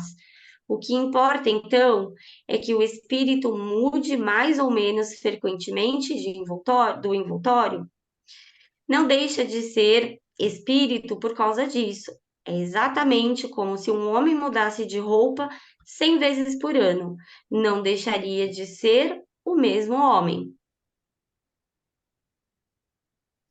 Pelo espetáculo incessante da destruição, Deus ensina aos homens a pouca importância que deveriam dar ao envoltório material e desperta neles a ideia da vida espiritual, fazendo que a desejem como compensação. Alguém dirá, Deus poderia chegar ao mesmo resultado por outros meios, sem sujeitar os seres vivos a se destruírem entre uns aos outros, acho que seria, né? Entre Entre uns aos outros, né? Só. Bem arriscado aquele que deseja alcançar as intenções de Deus. Se em sua obra tudo é sabedoria, devemos supor que essa sabedoria não será maior num ponto que em outro. Se não compreendemos assim, é por causa de nosso pouco adiantamento. Contudo, podemos tentar investigar a causa, tomando como orientação o princípio. Deus deve ser infinitamente justo e bom. Tá vendo os atributos? Para a gente poder compreender qualquer coisa, né? Existe a premissa que Kardec coloca dos atributos, né? Deus infinitamente justo, né? E sábio.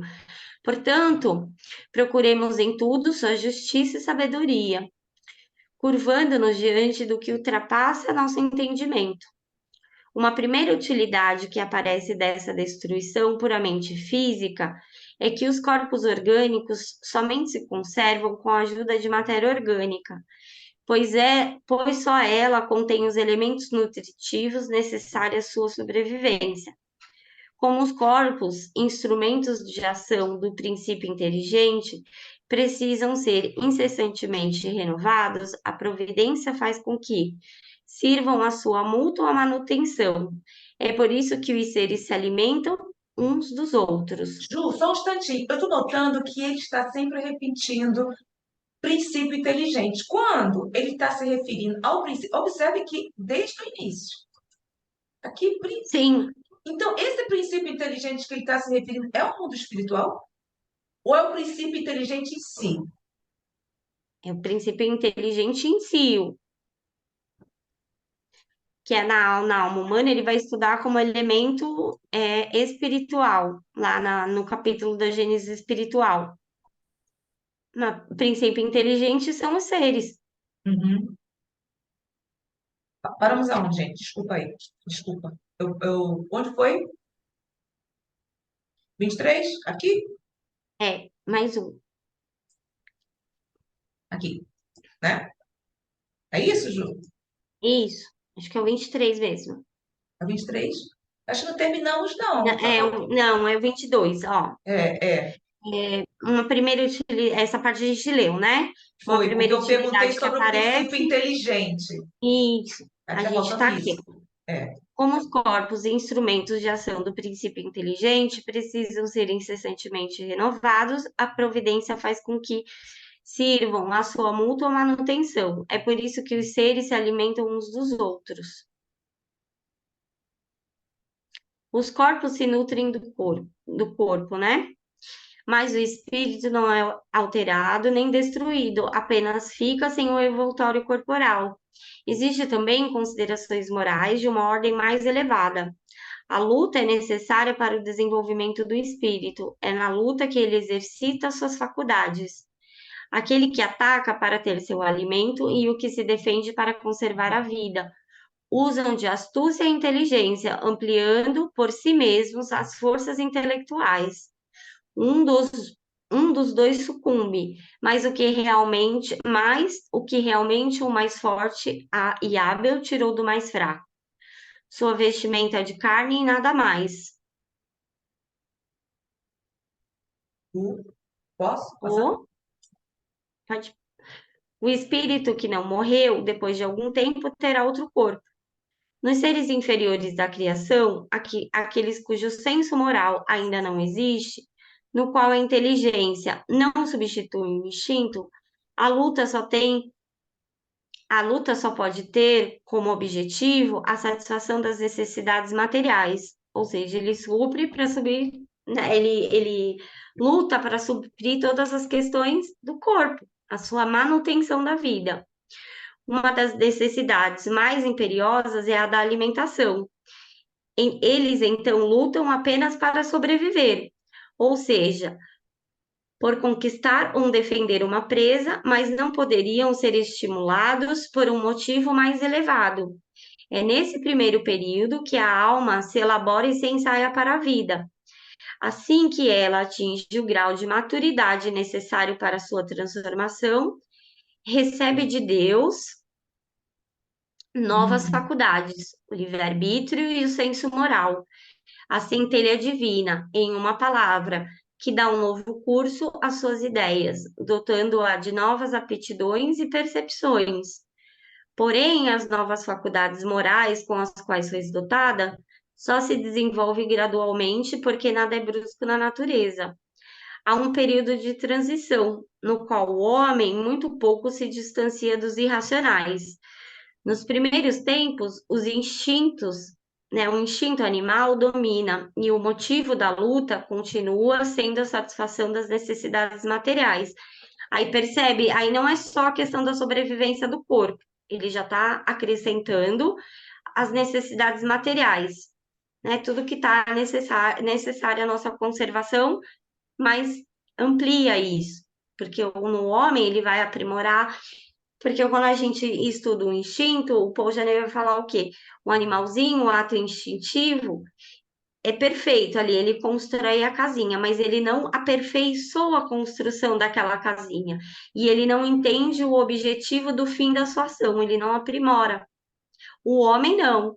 Ele vai construir a sua casinha, né? Mas ele vai usar a inteligência para suprir cada vez mais as suas necessidades materiais, de locomoção, né? A casa, a questão da própria alimentação, ele vai plantar, né? Ele não vai só se servir do que a natureza dispõe, assim como o animalzinho. Então, esse período, né, também é necessário. Mais adiante, o instinto animal e o sentimento moral se contrabalançam e se equilibram. Então, o homem luta não mais para se nutrir, mas para satisfazer a ambição, o orgulho. Mas volta um. O orgulho, a necessidade de domínio. Mas para isso necessita destruir. Todavia, à medida que o senso moral ganha preponderância, a sensibilidade se desenvolve e a necessidade de destruição diminui até desaparecer por tornar-se detestável. É quando o homem tem horror ao sangue. Contudo, a luta é sempre necessária para o desenvolvimento do espírito, porque mesmo chegado a este ponto, que nos parece culminante, está longe de ser perfeito. Somente à custa de sua atividade ele conquista conhecimento, experiência e se despoja dos últimos vestígios da animalidade. No entanto, nessas circunstâncias, a luta, que já foi sanguinária e brutal, torna-se puramente intelectual. O homem luta contra as dificuldades e não mais contra seus semelhantes.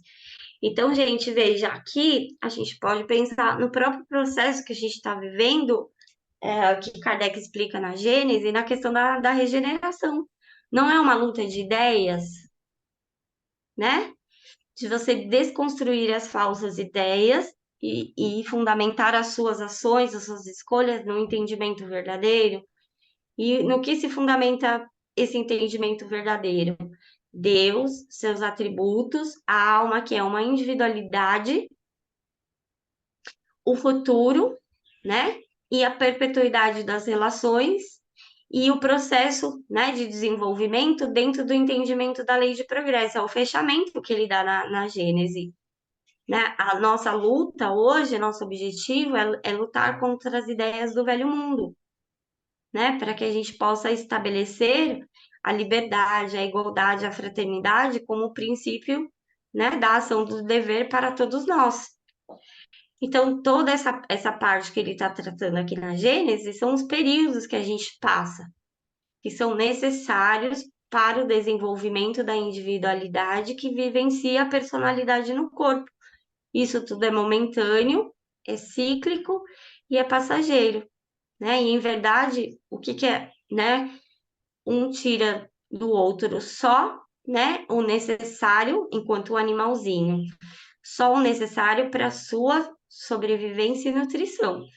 Nós, enquanto seres humanos, né, ali aquele período que ele fala, nós temos a necessidade de domínio, a gente usa, né, a nossa inteligência e abusa das paixões, porque a paixão, ela não é má em si, ela precisa ser dominada, mas a paixão é necessária, né, nesse período da vida que estamos. Então, as paixões são alavancas que nos fazem fazer o movimento e cessar o movimento. Quando a gente faz o abuso delas, e aí a gente vai usar a nossa razão, né, a nossa inteligência para abusar disso. É aí que está o mal. Então, nós necessitamos das paixões, porque se nós não tivéssemos a paixão, como é que iríamos nos motivar? Então, nesse período de desenvolvimento, né, é necessário. Interessante. Diga, Terezinha. Não, ó, termina você, depois eu falo. Quando a gente entende as paixões, elas são necessárias à nossa conservação, porque aqui a gente está num corpo material. Sim, Então, a gente precisa desse estímulo. certo. Para que serve a emoção do medo? Eu vou atravessar a rua, eu entro em estado de alerta, eu vou lidar com medo. Eu olhei os dois lados, vi o farol. Tá, tudo bem, tá verde para mim, vou atravessar, né? Antes de atravessar, vou conferir, né, se tá ou não. E aí eu atravesso. Quando eu atravessei, eu descondicionei o medo. Acabou. Entendeu? Mas pelo pensamento eu posso alimentar isso em todas as emoções, né? E quando a gente pensa no próprio estudo, né, da psicologia, lá do Paul Janet, as emoções estão associadas, que é a teoria do Bihan, as emoções estão associadas à vida animal, que é diferente da vida humana, que está associada às próprias faculdades da alma. Então, nesse processo, a gente vai vendo que a gente vai dominando, né? Então, ele não está falando ali, ó, pelo instinto de conservação, eu não tenho a necessidade de um abrigo, Uhum. tenho a necessidade de um abrigo, tanto o animalzinho que vai se proteger ali na árvore, na toquinha, na casinha, como eu enquanto ser humano. Mas eu tenho a necessidade de ter 10 casas ou de ter uma casa aonde eu começo a fazer mau uso do instinto de posse. É necessário para mim que eu tenha uma casa para me abrigar. Mas aí eu faço mau uso do instinto de posse, crio a falsa ideia, acho que eu mereço mais do que o outro, começa a alimentar o quê? O orgulho e o egoísmo, porque eu já pego o afeto que eu tenho, a capacidade moral que eu tenho, principalmente do sentimento, e eu direciono isso a mim mesmo. Ou a mim mesmo, que é a personalidade. Desculpa, gente, a minha personalidade ou as coisas. E eu começo a criar necessidades que eu, em verdade, não tenho. Eu mereço mais que o outro, preciso ter mais que o outro. E aí, para justificar isso, eu vou criar mecanismos. O outro não reconhece o meu valor. Então, ele não está me dando o que eu mereço. E aí tem todos os desdobramentos disso que a gente vai estudar na parte moral propriamente dita. Aqui é só a base psicológica para a gente entender, né? E ele começa muito bem. Não existe duas forças, o bem e o mal. O mal tem origem nas escolhas do homem, quando ele passa a ter o senso moral e o poder de escolha. E essa responsabilidade é gradual de acordo com esse desenvolvimento. Vai, Terezinha, vai que depois eu quero fazer também É uma. o seguinte, essa questão da carne, né? Lá no livro dos Espíritos, o que a gente vê assim vamos dizer, uma certa evolução da ideia, né? Lá no livro dos Espíritos, Kardec, quando surgiu, né? Kardec faz perguntas com relação a isso, o Espírito responde que a carne alimenta a carne, né? E muita gente se apega nisso, fala que o vegetarianismo está errado, que o Espírito falou, que a carne. Agora, aqui ele já fala algo diferente, né? Aqui na Gênese, né? Ele fala, à medida que o senso moral, né, ganha preponderância, a sensibilidade se desenvolve, né? Vem o horror ao sangue, né? Já não vai haver mais. Então, na realidade, chega-se o quê? À conclusão de que não há necessidade da carne realmente, né? E essa consciência vem com o desenvolvimento de uma sensibilidade e tudo mais, né? Um raciocínio, né? Usar a razão, usar o discernimento, a gente vai vendo que realmente não há necessidade da carne para a nossa sobrevivência, né? Eu mesmo já vai para 30 anos que eu não como nenhum tipo de carne, nenhum tipo, nada de carne, né? E tenho saúde, vivo bem, tudo bem, né? Então, é uma evolução das ideias, né? Vamos dizer assim, né? Hoje os animais já são vistos de uma forma diferente do que era visto no século XIX, né? Hoje já se tem outras ideias sobre o animal e tudo mais. Essa ideia também está evoluindo, né? A nossa consciência com relação aos animais também está evoluindo, né? Está chegando num outro patamar agora, né? Isso. Até, gente, né, outro dia eu estava conversando com uma pessoa, ela falou assim, não, mas o animal, Juliana, ele não tem alma. Eita, lasqueira. A minha mãe sempre me falou que o animal não tem alma. Eu falei, você vê, é, mas essa pessoa mesmo, ela achando que o animal não tem alma, né? Ela tem muito respeito pelos animaizinhos. Agora vamos pensar, o Paul Janet, quando ele vai trabalhar a moral, dentro dos deveres, ele já coloca os deveres para com os animais. Não devemos submeter nenhum animal a nenhum sofrimento inútil, desnecessário. E aí ele traz o exemplo de uma pessoa que chuta a cachorrinha e ele, né, fala para a pessoa: essa cachorra tem sistema nervoso central igual você, então ela sente dor igual a você. Se eu te der um chute, na mesma proporção que você deu nela, ela vai sentir, você vai sentir, né? E a cadelinha expressou isso por uma lágrima, doeu. Então veja, a gente vai entendendo essa ampliação, né, que a doutrina espírita traz no nosso processo de desenvolvimento. Dentro da natureza, que ele está colocando aqui, é necessário que a matéria alimente a matéria, certo? Quando a gente estuda Júpiter, o que eles não estão ensinando os animaizinhos a plantar, a lidar entre si, sem ter a necessidade de matar uns aos outros? Hoje, na nosso planeta Terra, a gente não vai vendo cada vez mais santuários em que o homem providencia a alimentação do animalzinho e ele não precisa mais usar a agressividade, ali, a emoção da raiva para caçar. Então, eu penso que no nosso processo, né, do nosso desenvolvimento no planeta de regeneração, cada vez mais a gente vai, né, respeitando a natureza, cada vez mais entendendo, né, a providência divina e o impulso divino e o amor de Deus, né, presente em todos nós.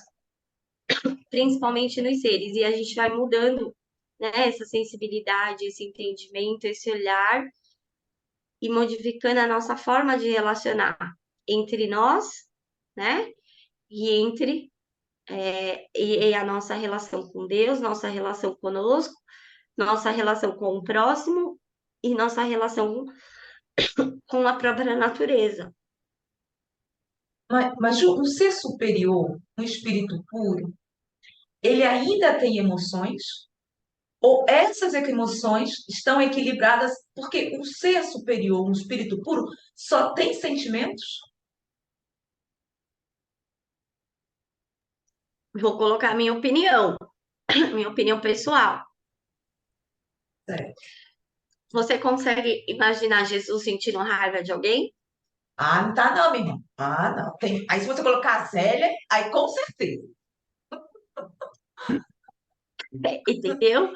Como que quando a gente entende verdadeiramente o mundo espiritual, e Kardec, né, e principalmente Galileu aqui na Gênesis, ele vai falar assim, ó,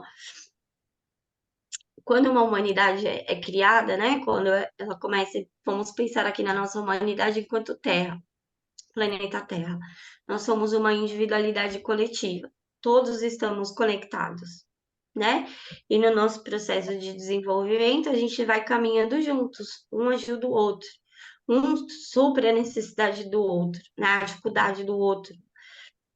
No sentido de que eu tenho uma profissão, você tem a Sônia tem a dela, a Terezinha dela, e quando a gente contribui com a nossa aptidão, seja ela qual for, para uma sociedade melhor, aquilo que eu não sei fazer, o outro sabe, e eu valorizo no outro aquilo que o outro sabe. Isso fundamenta, né, as relações fraternas. Percebe? Quando a gente vai estudar verdadeiramente o que fundamenta o mundo espiritual, é a fraternidade universal, essa é a lei. Não, esses pensamentos que a gente tem aqui, né, já não, a gente vê que não tem nem mais em Júpiter, um planeta ali feliz. Quando ele fala, todos têm as casas, ele traz o exemplo, né, todas as casas são iguais, aí ele fala, não, existem diferenças, mas quando existem diferenças, nós mesmos, enquanto espíritos, queremos que o todo melhore no conjunto, mas a gente se entristece se alguém deseja no sentido do egoísmo, entendeu? Isso já é muito menor lá do que aqui. Então, você veja, você não tá ali, o que está prevalecendo é o sentimento, não a emoção. E no mundo espiritual, a gente não tem mais essa questão da necessidade da preservação do corpo. As emoções estão só ligadas à necessidade da preservação, da conservação, igual um instinto. Por isso que o instinto vai se extinguindo e a emoção precisa ser dominada. Por que precisa ser dominada? Porque eu posso fazer o abuso delas pelo apego que eu estou criando na minha mente, as falsas necessidades que eu crio para mim mesmo e a falsa ideia que eu crio para justificar o meu comportamento egoísta. Então quer dizer que um espírito superior não fica emocionado. Então, aí você está falando emocionado no sentido da emoção ou assim, emocionado no sentido de compaixão, de sensibilizar? Porque às vezes a gente usa o termo da palavra estou emocionado. Quer dizer assim, eu estou tomado de um sentimento bom. Essa Entendeu? emoção Eu tô me de sentindo piedade, eu emocionada. acho, né? De Então, aí é um piedade. sentimento, entendeu? Quando eu falo assim, estou me sentindo emocionada, o que eu estou querendo dizer? Eu estou Sentimento, eu tô não, sentimental. sentindo algo bom, algo fraterno, né? Isso que você fez para mim. Veja, quando eu falo assim, eu tô emocionada, tá associada a algo que me fez o bem. Puxa, eu fiquei emocionada com o ato daquela pessoa, e esse ato representa o bem para mim. É né, a relação de afeto, de amor. Amor é um sentimento que quando o outro direciona a mim um ato afetivo, eu sinto. E da mesma forma eu vou refletir isso para o outro. Então, por isso que eu tô falando, emocionada nesse sentido e não no sentido da emoção em si, né? Das paixões que eles falam. Então, nesse sentido, está todo virado ao sentimento, o sentimento de Ao piedade, sentimento. A interessante gente isso. vai transformando no sentimento. Quer dizer que não vai ter mais emoção. Oh, eita, Paulo, já pensou? Eu não posso mais ficar emocionada. Não, você pode Ferrou. ficar emocionada nesse sentido que a gente falou. Não, a emoção a gente vai dominando, Bem, né? Conforme a gente vai desenvolvendo as faculdades. é mole, nunca tinha parado Então, para pensar isso. Juliana, é isso que eu também fico pensando. Nós temos as faculdades inerentes ao espírito, né? As faculdades espirituais, todos nós temos, e só que essas faculdades, enquanto nós estamos no processo evolutivo, nós estamos, vamos dizer, burilando, né? Essas faculdades. Somente quando o espírito atinge uma elevação, moral, intelectual, ele vai saber usar corretamente essas faculdades. Não é assim? Eu incluo nisso a vontade. A vontade, enquanto a gente ainda não sabe controlar, dominar, a gente usa de uma forma equivocada, como outras faculdades também a gente usa de forma equivocada, enquanto a gente não chega num grau evolutivo mais aperfeiçoado. É assim que eu penso, não sei. Então, é o que os espiritualistas vão falar assim, ó, a sua vontade não é forte o suficiente para dominar a sua paixão, para se sobrepor à questão do corpo, entendeu? Só que é diferente de eu falar assim, eu tenho a minha vontade e eu direciono ela para fazer o mal, entendeu? Ter uma vontade que ainda está em processo de desenvolvimento é uma coisa. Você colocar a vontade, né, como uma faculdade do espírito, que você usa ela para o mal, é outra. Por exemplo, eu não uso a faculdade, o pensamento é uma faculdade do espírito. Enquanto eu não sou um espírito evoluído, eu não uso esse meu pensamento para o mal, eu uso.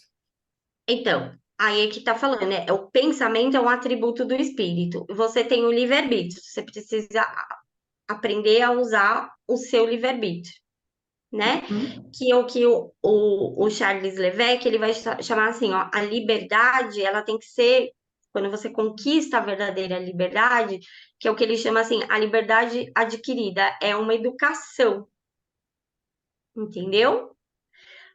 O pensamento é um atributo.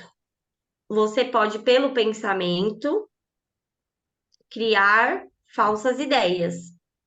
Mas a razão, enquanto o entendimento verdadeiro, por isso que quando ele fala assim, ó, uma vez que você tem a razão esclarecida, o que é a razão esclarecida? A razão que entende e compreende. Então, você está usando a plenitude dela, o entendimento verdadeiro. Ela Ela pode vai estar no sobre. estágio, ela pode estar, a razão pode estar no estágio ainda não tão esclarecido. Isso. Você tem a razão. Porque o que é o entendimento? É a busca da verdade. O que é a verdade? São as verdades que nos associam à nossa condição de espírito e não do corpo, entendeu?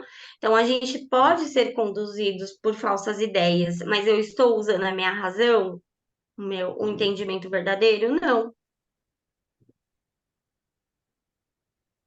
Hein? Quando, por Vou exemplo, você não pensar, vive vou numa pensar. sociedade materialista, Terezinha, tem atos que você Uhum. faz que você não concorda, mas você faz. Por exemplo, nós não somos espíritas. Se você fosse hoje numa faculdade na parte de humanas, você poderia falar? Se você fosse estudar psicologia, você poderia falar dessa psicologia que a gente está estudando aqui? Não, tá sendo tudo bom. Pode. Você é louca, minha irmã. Você tá ficando aqui. Você vai ter que se submeter, você vai ter que se submeter à regra daquela faculdade. Isso está já compatível com a sua razão?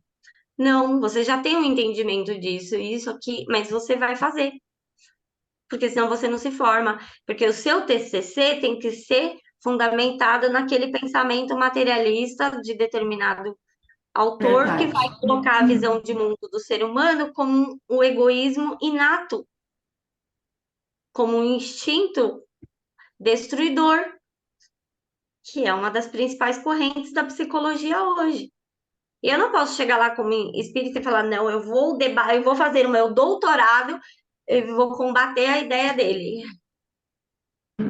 O doutorado não, desculpa, o TCC, né? A primeira etapa da primeira formação. Não, você vai usar a opinião dele para fundamentar aquilo que você Sim, vai explicar, entendeu? Mas eu tenho a minha razão já não comporta essas ideias. Para mim, aquilo não faz sentido que aquilo está sendo dito, entendeu? E essa pessoa que escreve esse livro, escreve essa obra com essas falsas ideias, não está usando a razão dele? Então, usando a inteligência. Mas ele está usando a razão, ele A, raciocina, a, ele usa a razão. Então, a gente tem a inteligência que a gente raciocina. A faculdade da razão, ela está direcionada ao entendimento verdadeiro. Toda vez que eu uso a minha faculdade do entendimento da razão para fazer o ato fundamentado na verdade, eu estou usando a minha razão, faculdade da alma. Eu posso usar a minha inteligência racional para fazer umas escolhas. A inteligência racional, meu senso moral, meu livre-arbítrio. Só que ainda não é a razão do jeito que eles colocam a faculdade. A faculdade, sempre o objetivo dela é o bem, porque a base da psicologia é a estrutura para metafísica. Você vai estudar do real para o absoluto, que é Deus. Tudo que reflete a Deus reflete as premissas que a gente viu: justiça, amor, bondade. Me Sempre perdi. quando eu estou fazendo escolhas e eu não estou direcionando ao bem, eu não estou usando as faculdades. Agora eu me perdi, Atributo Ju, sobre espírito, a razão e a pensamento, vontade. a razão é a busca do entendimento, certo? Um entendimento verdadeiro. A vontade está associada ao sentimento. Ah,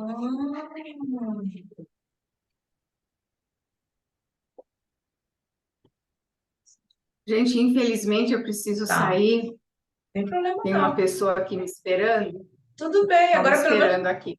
agora pelo menos a gente já entende mais ou menos, né, Terezinha, entre razão e a vontade. Depois Ainda vou tem pensar, os estudos que ainda a vou gente fez raciocinar. Hã? lá no NEC, lembra quando a gente fez os Sim, estudos do sim. espiritualismo, lá nos vídeos, tem toda a explicação das faculdades. Se desenvolver isso aí, né? Então tá. Então, Ju, Tá bom. Tá bom? próximo, tá no Hoje, próximo, no dia 30, capítulo 4, papel da ciência na Gênese. mas aí você vai continuar fazendo gravação ou você vai fazer ao vivo de segunda, Zélia? Porque, assim, na verdade, deixa eu terminar aqui, eu vou parar a gravação. Tá, tá. Tchau, gente, obrigada.